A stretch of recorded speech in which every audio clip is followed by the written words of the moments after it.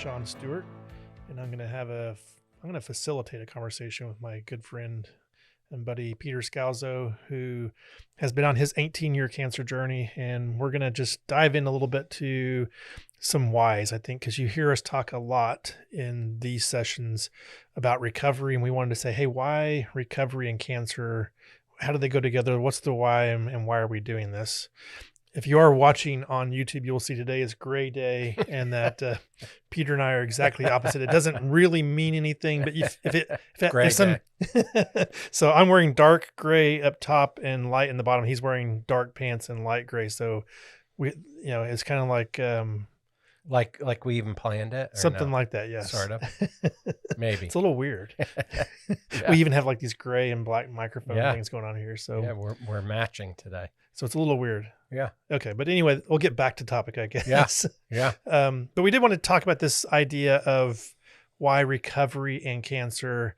And I'm going to let Peter kick off a little bit here, and we're going to define a little bit of some terms.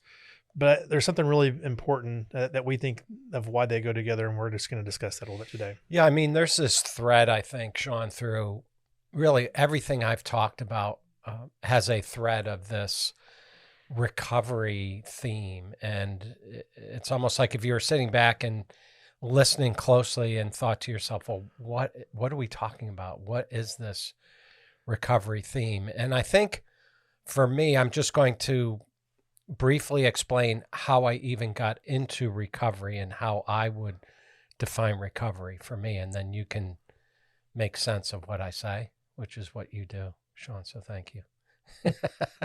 But anyway, I had a life of growing up in the church, so I had a life of faith. I went to mostly Protestant churches, Catholic high school, and really embraced a personal faith in Jesus Christ and God, really a more traditional faith, and went to Christian college, went to Christian schools, and really, as my wife and I had our 6 children, we raised them with a faith-based worldview perspective. And I had a faith-based perspective, and I had a personal relationship with Jesus Christ. And so as life went on and challenges came, I had been a Christian in the church for 42 years at the point that I got into recovery. And I had already been on my cancer journey for some time. And I would describe my cancer journey before recovery as surgery, cancer diagnosis, surgery, recovery, get back to life. And that was kind of like the cycle. Mm-hmm. And yes, I had fear and sadness, but never really drill down into those emotions. Never really, when someone would say, how are you doing? It was, oh, everything's great. No more cancer right now, and doing well. And so the sea change for my cancer journey was in 2015, as I've said before, because it was a surgery that presented metastatic end-of-life terminal cancer for me. But a year before that, my utopian life, as I thought it was, busy lawyer. I was a prominent lawyer in my area. I was prominent in the church. I was an elder. My wife and I met in high school, and we immersed our kids in Christian faith, and we had 6 children, and even did some homeschooling and private school, all that. On the outside, we looked like we were all together. Everything was basically perfect within our family, except the normal things.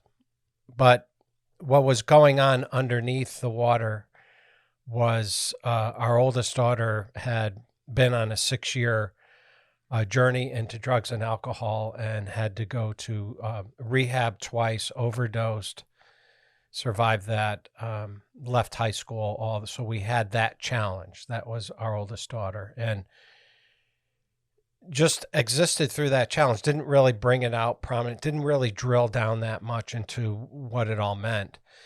And then at the same time, my wife and I were having marital struggles.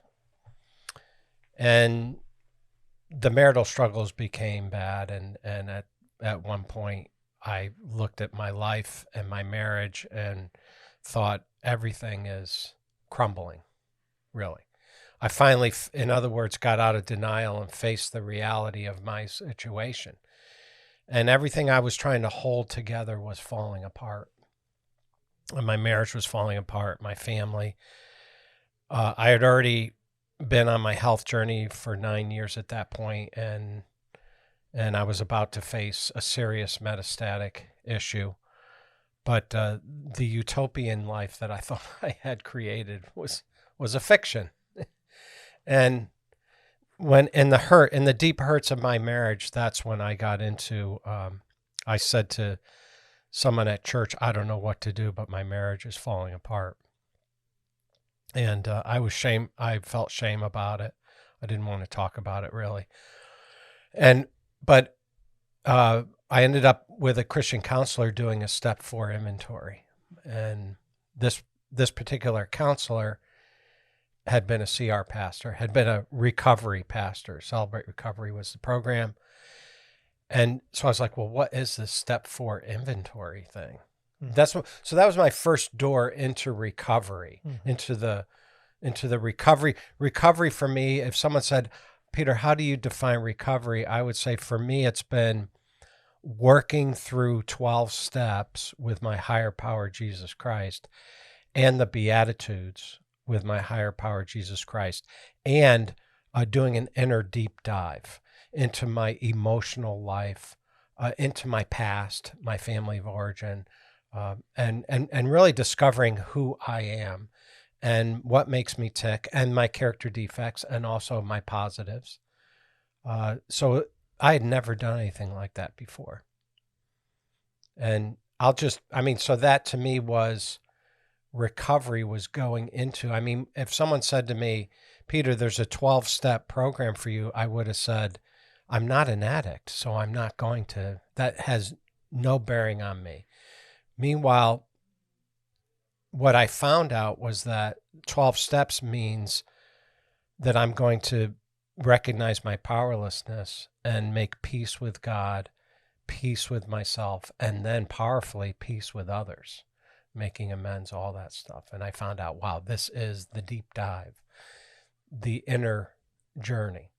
And so I'll just leave it at that, because that doesn't even define then how did it relate to my cancer journey when my cancer journey became metastatic. I'm going to try to put that piece on the puzzle. Yeah. But I'll tell a little bit.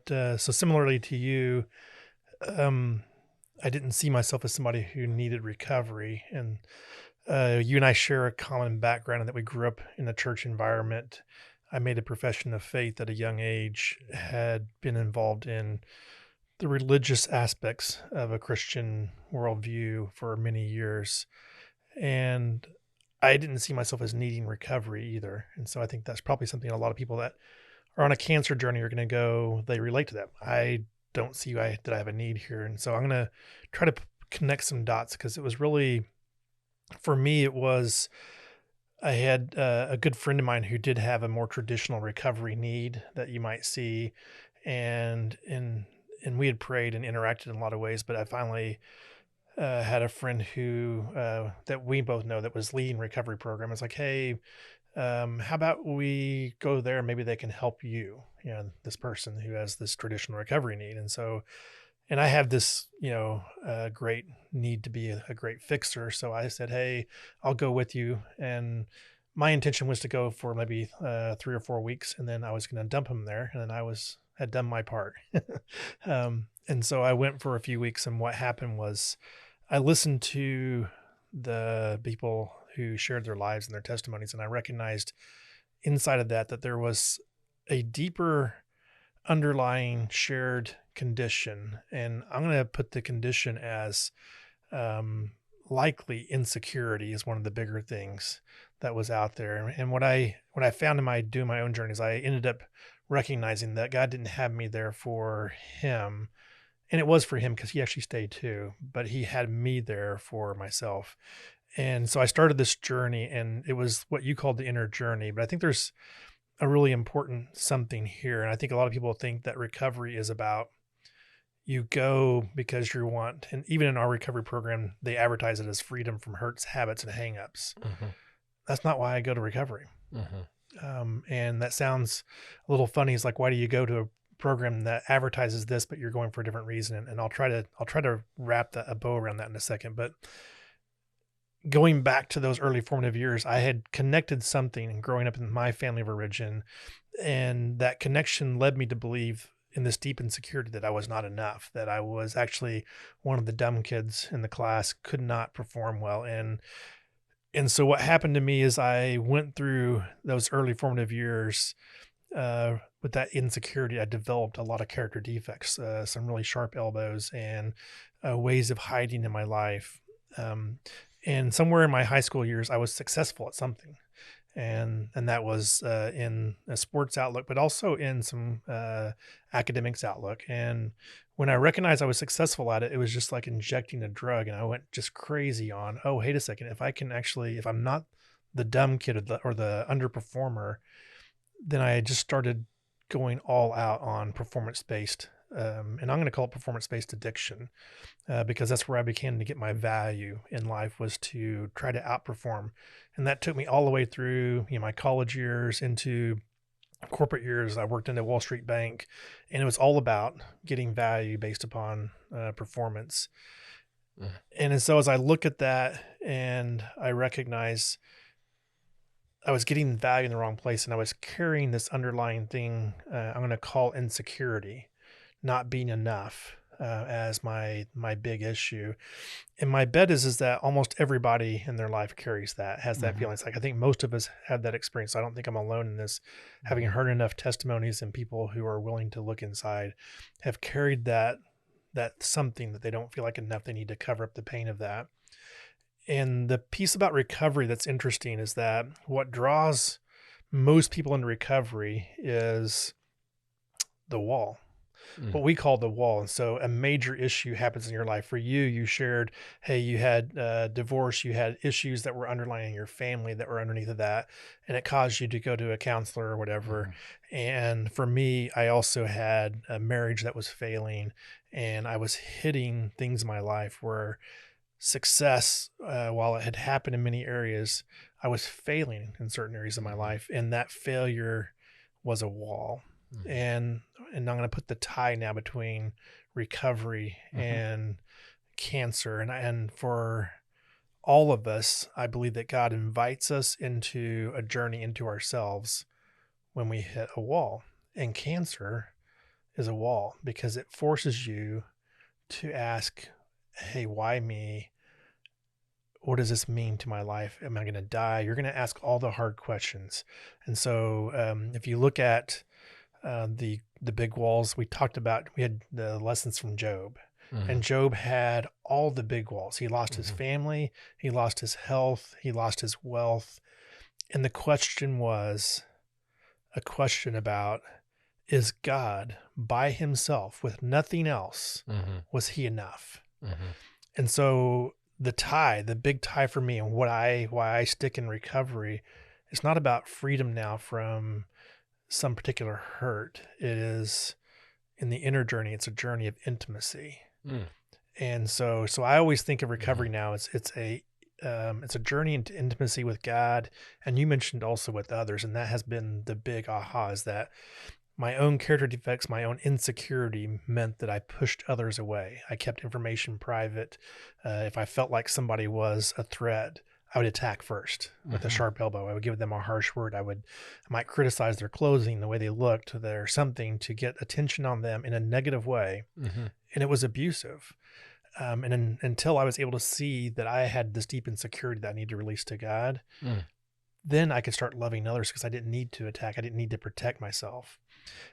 And any of these big events, such as a life threatening disease, Mhm. a failed marriage, death, or great loss, these are Mhm. walls. Mhm. And they're an invitation Mhm. to a journey of intimacy with God, to know yourself Mhm. and to surrender. And it gets to like in Job, what we got down to was Job was completely stripped away of everything. Mhm. And the real question that was there is, do you want those things, or am I enough by myself? Just me, not having to know all the details why, not needing to have every answer answered. Am I enough by myself? This is God's question. I think that's God's question to every cancer patient, every person hitting the wall. And recovery explores that. But you do it one little piece at a time. And so you describe this piece of recognizing you're powerless. The wall takes you to that place where I had to figure out for myself I was powerless to fix my marriage, the issues in my life, my insecurity. I had to release those things to God. And because it gave me the ability to love again, it opened the door to healing relationship in marriage, and it opened the door to healing relationship with my kids, and then opened the door to healing relationship with friends around me. And within a year or 2 or 3, some of my friends were coming like, hey, Sean, something's changed. And we see that things have changed in you. And it was because I didn't need to give a sharp elbow. I didn't need to protect. I could actually express love. And so when I say recovery, what I'm saying is I'm doing a journey of deep intimacy with God and others. And I think the cancer journey is an invitation for that. Yeah, that's great, Sean. I like that. I think back, I mean, you talked about the earthquake events, as Scalzo with Emotionally Healthy Spirituality calls them. And certainly cancer qualifies as the wall, one of those earthquake events. And I love how you said that wall, we might look at that wall as devastating, something I can't climb over or get around, and it's just going to destroy me. But actually that wall is an invitation to do a journey. And I know that from my own cancer diagnosis and prognosis, especially in the hospital when the cancer was throughout and there was a 5% survival rate. I've talked about it several times on this podcast, 3 surgeons working on me. And really, I was in a place of being distraught. I was just in a place of despondency, being distraught, really hopelessness. And that for me was a wall. And it involved a lot of loss and pain and grieving and trauma. The wall did, right? But the first 3 steps of, all right, I'm faced with this diagnosis and prognosis. It looks like I'm going to pass. It's terminal. I know I'm powerless over this diagnosis, prognosis. They have medicines. They can do what they want, but they can try things, but it had a 5% survival rate. I'm going to pause you there too on that, because I think powerlessness is such an important thing about the wall, is recognizing that. And there's probably cancer patients, and maybe even some that have listened to this or are listening to this podcast are going, but I'm going to power through. And in one sense, you laughed, right? Because, and in one sense, there's something about a will to live, a will to survive, a will to do the treatments that is healthy and right. But there's also a recognition that there's a powerlessness. This cancer journey, something that was given to you. You're powerless in the fact that this is here happening right now in this moment, and your ability to accept that and see it not as a punishment, right, but as invitation, the way you said, is such an important thing. And it is a form of powerlessness. And I think we've called this podcast Cancer and Peace. Right. There's no peace in just pure powering through. Right. Because it's self-will. And this is important. That first concept is. And as I got into my own recovery journey, into the inner journey, I found out for myself that I really was powerless over almost everything in my life, in the sense of I couldn't change my significant relationships. I could work on myself, and I could make choices myself. I had power over my choices, but I didn't have power over what that other person was going to decide to do, my child, what they were going to decide to do. And so this concept of powerlessness began to expand, and I began to realize that, and it's one of the principles of our recovery, realize that I'm not God. That I can't control all these other pieces in my life. I mean, I can't, and especially in the cancer, I can't control how my body responds to treatment. I can't control the doctors, the medical people. I can rant and rave, but really I'm powerless over even the outcome. I can try to eat, have a good diet and those kinds of things, which are helpful. But you and I have both seen too many people pass who have tried to do the right thing and control tried everything. to power through and tried to be the most faith-filled, trusting people. So there's two other things you were going to mention. Yeah. So then the other, when I get to that powerless stage, is there a higher power? Yeah. And we've answered that extensively. Yeah. And recovery really is big about teaching you must have a higher power. Whether it's AA, NA, whatever recovery program, so for years upon years, recovery programs have transformed people's lives. Yeah. But for me in this cancer journey, that second step is, yes, I have a higher power and his name is Jesus Christ. And I have a relationship with my higher power. And I believe, and like you said, I love it. This recovery process is going to really grow. I'm going to grow in intimacy with my higher power because I'm going to be vulnerable and honest and transparent and dependent on him. Because I can't control outcomes and everything going on. I was in the hospital 6 days recently in a row getting infusions. And I just had to drive in each day, get the infusion and drive out and accept that this was going. I didn't have any control over that. Yeah. I had to get in my car and go, but you had a part to play, but you didn't I had a part to play. You couldn't control it. No. That's the difference. And so there is a tension there because I think sometimes when people hear powerlessness, they think that I don't need to do anything. Right. You have a part to play still. Right. And we talked about that in the Serenity Prayer, accept the things I cannot change, but the courage to change the things I can. But powerlessness is saying really about the outcomes, controlling outcomes, and you just can't. You can't control it in relationships. Right. You can play a part. You can open the door for friendship or reconciliation, but you can't control the other party's thoughts, beliefs, actions. Yeah, and that's freeing for me.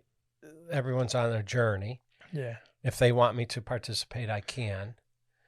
If there's a time that I need to interject, which is pretty rare, I will. If someone's heading for a cliff, out of love, I'll do it. But everyone, they're on, including I'm thinking about my children right now. They're on their own journeys, and I can't micromanage their journeys. That's their life. But anyway, and then the third step after the recognizing powerlessness, and I know I have a higher power, this is the biggie, turning my life and my will over to that higher power, making that conscious decision.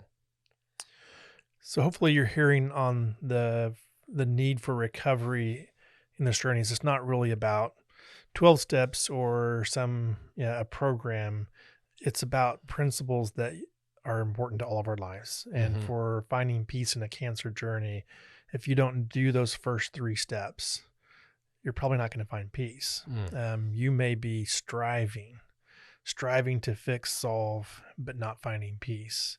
And peace comes when you walk through those 3 doors that you're talking about. And there's more doors past that. And I'll give a quick something here is that the next step is the inventories, the step 4, where you do a serious and moral, spiritual inventory. And that's really taking a look at your life. And we keep talking about this word inner journey. And that's what a moral inventory is you journey inward and you take account of where you're at.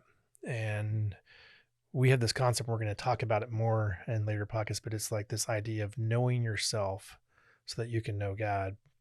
Such a big thing that we talk about in inventory. And that's why when you hear me start talking about it's a journey of intimacy, is that I heard this recently when we were doing the Cure book, and it said, if you're wearing a mask, so if you put on a mask, you're unable to receive love. Only the mask can be loved. It's not the real you. And so, and as you So you have to be vulnerable. You have to be willing to be exposed. And to do that, you actually have to know who you are. And so for yourself to be loved by others or by God, you have to actually allow your real self to be exposed. Because if you're actually putting a mask on, you're literally just letting the mask receive all the love that would or could come to you, and you don't actually experience love. The mask does. This false character, this persona that you've put on is loved, but not the person that's really inside. And it's such an important concept when you think about knowing yourself to know God. If you don't know yourself, you're not able to be vulnerable and expose that real self to others, you're not capable of receiving love. And so the journey here that you're talking about is so important. And as you progress forward, and so we talk about, you hear the word 12 steps, there really are. You heard Peter talk about the first 3, and I threw the 4th on here of, as you start to know yourself and you're able to tear that mask off, pull that mask off and show yourself, you're able to experience and receive love. And so I think it's our belief that for a cancer patient, as you're hitting this wall, is to allow yourself to be seen as the person you really are and to be loved that way. And what's going to happen, I think, in most cases, is that in a safe environment, at least, when you expose the real person, you'll experience real love. And this is why there's great peace in knowing that you can be loved just as you are. Right.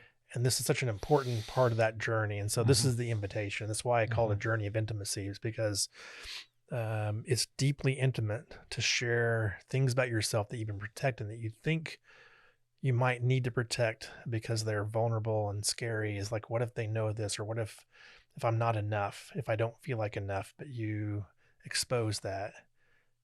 And if you're loved just like you are, it's a journey of great intimacy. It's such a great part of that. And that's what the call is here. Yeah. And I'll just say that, because I feel like I should, is that there are supernatural perks with Jesus as my higher power. And I will say that I've experienced peace when I should not have been experiencing peace, and joy, love, patience even, and kindness. Attributes that aren't naturally part of me, but because of, so I'm putting a plug in here for that relationship with Jesus, that personal relationship with the Holy Spirit. This is a real relationship. And my hope and prayer is that people who don't have a relationship with Jesus will have one, and then experience their own love, joy, peace, patience, kindness, all that stuff. And with their families and others too. I think you're right. Yes. Because I think this has a cumulative impact that just keeps growing and growing. I think that's the main dots that we wanted to connect with this episode, is that why do you hear us talking about recovery so much? We won't go through all the different steps, but I do think hearing those first few can really help you a little bit in understanding that we see it, the cancer, as a wall. It's an invitation to have deep relational experience with your higher power and people around you. And as our higher power, Jesus Christ, in our lives has so shown us his grace, love, and mercy, there's deep peace that has happened in our own lives from our own wall experiences. And that connection is so big that the more you explore it and the more you release and let go of, the greater it is. And it is something that's supernatural, I believe. And I think even the invitation into the journey is something supernatural. And so, but for these walls, I wouldn't have taken the journey. Yeah. So I'll hesitate, but I will say there's some level of our walls are a gift. And I know that I don't want to overplay the pain and suffering of a cancer journey, especially one where somebody's been given a diagnosis that is terminal. That's a very hard diagnosis to receive, but it's also an invitation to put your life and trust into a power that's big enough to carry it, even with that level of a diagnosis. So, amen. Yeah. So those are the dots. We tried to connect a little bit. Hopefully you have some understanding of where we're coming from. I go to church all the time and people are like, what? You're involved with that? You know, it's like That what you the don't heck? mix it. What It's are you like oil and talking water. about? Yeah. It's like, are you having a problem with drugs and alcohol or something, Peter? You know, what's going on? You know? Yeah. And it's like, this is a whole emotional and spiritual growth program for me. This is Yeah. about intimacy. And people, you've been with me in recovery. I've defined at times, well, what I had was a intimacy deficit disorder. Yeah. It's a way of thinking about it. Right. And you know, I was having this conversation with my wife last night, and we were talking about the marriages and we've seen, and there's a lot of intimacy deficit disorder out there. Yeah. A lot. And so the number of marriages that I see are just deeply intimate and well connected. Probably one hand I can count on. Yeah. One hand. Yep. That I'm going, that there represents deep intimacy and love relationship. Mm-hmm. I see a lot more roommates that tolerate each other. That's a whole nother podcast. It is. Yeah, you're right. But I'm probably not qualified either. So we'll call it a wrap right there. Yeah. But just thank you guys for listening, and hopefully you have a better understanding of why recovery and cancer and what. And so when you hear us talking, we're not trying to get you into drugs and alcohol recovery program. We're really on a journey of exploring this inner journey inside of ourselves. What makes you, what are the things that drive you, and learning how to release those to your higher power for deep peace. Amen. And so that's the journey. So thanks for listening. Thank you. Thanks, Sean.